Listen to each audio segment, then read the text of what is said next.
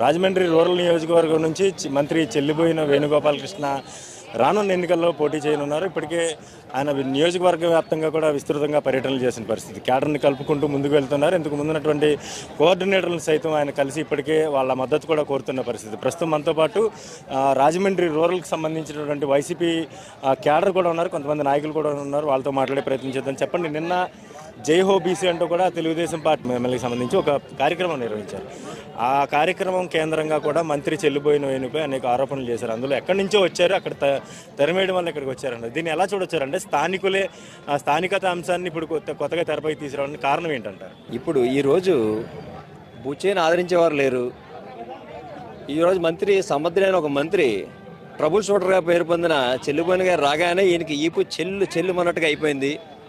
ఈయన 10 ఏళ్ళగా రాజమండ్రి రూరల్ ప్రజలకు గ్రాఫిక్స్ చూపించాడు తప్ప అభివృద్ధి చూపించలే.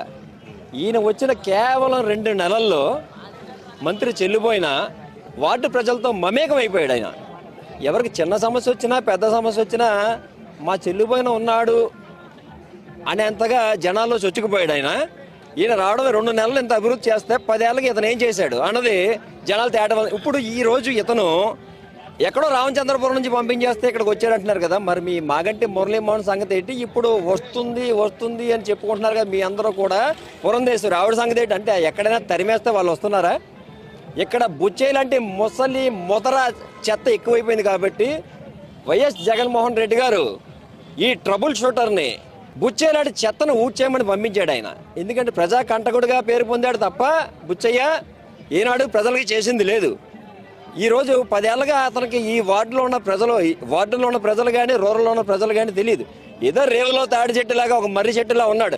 ఇతను 10 ఏళ్ళగా కాదు 40 ఏళ్ళగా ఇతను రాజకీయాల్లో ఉన్నాడు. కానీ ఈ రోజు కూడా ఒక సీనియర్ అతను కూడా లేడు. ఒక వర్రే కానీ, ఒక ఆదిరెడ్డి కానీ, ఒక గన్నికృష్ణ కానీ, మరొకరు కానీ, అంటే వీళ్ళందరూ కూడా దీపం చుట్టూ పురుగుల్లా తిరిగి సమిధులైపోయారు, అంతరించిపోయారు. ఈరోజు మిగిలి ఉన్న కొద్ది నాయకులు కూడా బుచ్చయ్య పేరు చెప్తే కాల్చి పాడేసేలాగా ఉన్నారు. ఎందుకంటే పైగా ఇతను త్యాగం చేయాలి జనసేనలకు ఉద్బోధ చేశాడు. త్యాగం చేయాలంటే ఇతను కానీ త్యాగం చేస్తాడేమో అనుకున్నారు. చచ్చేదాకా నేనే ఎమ్మెల్యే అంటాడు. నెక్కిన తర్వాత అమెరికా పోతాడు. 6 నెలలు అక్కడ 6 నెలలు ఇక్కడ. మొన్న కరోనా వచ్చిందండి. కరోనాలో ఇతను ఎవరికైనా కనపడ్డా? చక్కగా మంచాల కింద ధైర్యంగా దాక్కుని వీళ్ళు రెస్ట్ తీసుకున్నారు తప్ప ప్రజలకు ఏనాడు సేవ చేసింది లేదు. మరి చెల్లిపోయిన వచ్చి రావడంతోనే రూరల్లో అత్యంత సమస్యన రోడ్లు డ్రైనేజీల మీద దృష్టి పెట్టేసరికి ప్రజలకు ఆరాధ్యుడైపోయాడు.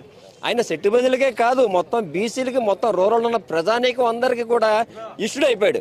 ఈయన బుచ్చయ్య జనసేన వాళ్ళు అంటే కందులు దుర్గేష్ గారికి పొమ్మని పొగబెట్టిన విధానం ఎలాంటిదో చూశాక రూరల్ ఉన్న కాపులందరికీ కూడా ఆగ్రహావేశాలు వస్తున్నాయి. ఇలాంటి వాడిని మనం గెలిపించాలా? మనకింత అన్యాయం చేశాడా? ఇలాంటి వాడు తక్షణం ఊడ్చిపాడని ఇతని కుర్చీ ఖాళీ చేయడానికి సిద్ధంగా ఉన్నారు మొత్తం రూరల్లో ఉన్న ప్రజానీకం యావత్తు కూడా. ఒక్క మంచి పని చేయలేదు. బుచ్చయ్య చౌదరి చేసిన ఒక మంచి పని ఏదైనా చూపించగలరా మీరు? వేణుగారు చేసిన అభివృద్ధి పనులు కేవలం 2 నెలల్లో ఎన్నో ఉన్నాయి.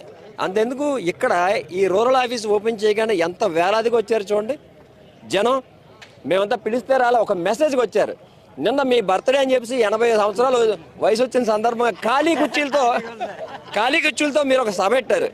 మళ్ళీ దానికి జై హో బీసీ అన్నాం. అంటే దానికి మమ్మల్ని అవమానిస్తున్నారు మీరు ఖాళీ కుర్చీలు చూపించి. ఈ రోజు మీకు రూరల్ ఉన్న ప్రజలందరూ కూడా తగిన బుద్ధి చెప్పబోతున్నారు. మీ కుర్చీ మడత పెట్టేపోతున్నారు. మీ చెంప చెల్లుమనేలా తీర్పునివ్వబోతున్నారు.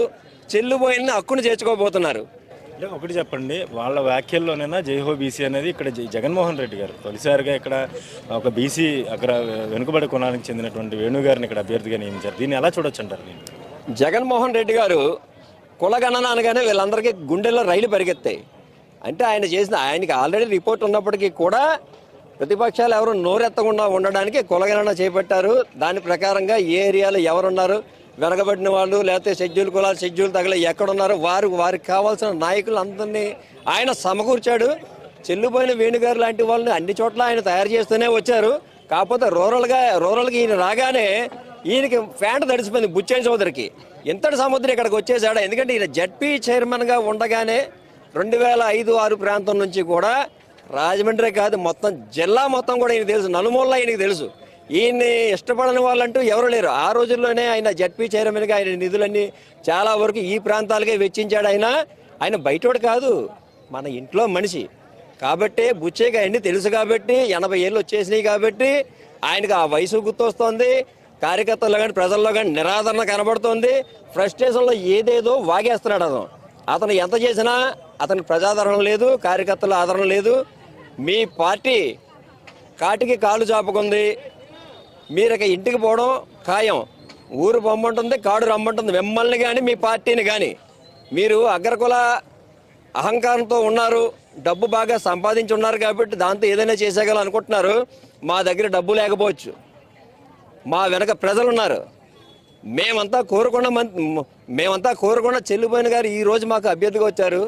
మీకు డిపాజిట్లు కూడా రావు, మా మెజార్టీలో సగం కూడా మీకు ఓట్లు రావు. మీరు చెప్పండి, నిన్న నిర్వహించినటువంటి సభకు సంబంధించి చాలా ఆరోపణలు చేశారు, వేణు గారి మీద కావచ్చు, సీఎం గారి మీద కావచ్చు. దీన్ని మీరు ఫాలో అయ్యారా? ఎట్లా, ఏమంటారు దానికి సమాధానం చెప్తారు? బుచ్చయ్య గారు అన్నీ కూడా బూటకం మాటలండి. ఆయన రెండోసారి ఇక్కడ రూరల్ నుంచి ఎమ్మెల్యేగా అయ్యాక 3 సంవత్సరాలు అమెరికాలో తలదాల్చుకున్నాడు. కరోనా సమయంలో అసలు కనిపించలేదు. ఈవేళ మా మంత్రి గారు వచ్చి చెలిపోయిన వేణు గారు రాజమండ్రి రూరల్ నియోజకవర్గాన్ని కేవలం 2 నెలల 15 రోజుల్లో అగ్రగామిగా నిలిపే ప్రయత్నం చేసి అభివృద్ధిని పరుగులు పెట్టించారు. ఆయన ఏదో అవాకులు చావకులు పేలుతున్నారు. మొన్నటి కూడా ఆయన బీసీలంటే చులకన. అసలు తెలుగుదేశం పార్టీకి బీసీలంటే ఇష్టం ఉండదు. తోకలు కత్తిరింతాం, మీకు అగ్గిపెట్లు ఎత్తే చాలే, ఇస్త్రీ పెట్లు ఎత్తే చాలని కూడా ఆయన చంద్రబాబు నాయుడు గారు.